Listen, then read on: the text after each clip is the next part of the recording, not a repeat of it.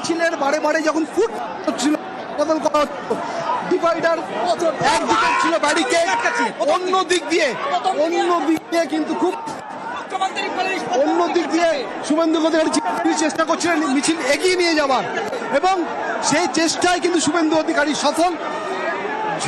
পূর্ব নির্ধারিত যে রুট ছিল সেটা তোমায় আগেই বলেছি, সেই রুট তিনি অনেক আগেই বদলে ফেলেছেন। এই মুহূর্তে তিনি আসছিলেন ময়দান মার্কেট ফুট দিয়ে, কিন্তু ময়দান মার্কেটের সামনে যখন পুলিশ আগাম ব্যারিকেড করে দেয় তখন তিনি ফুট পরিবর্তন করে ফুট বদলে চলে আসেন নিউ মার্কেটের দিকে, এবং যে ভারত জাদুঘর রয়েছে সেই ভারতীয় জাদুঘরের সামনে থেকে তিনি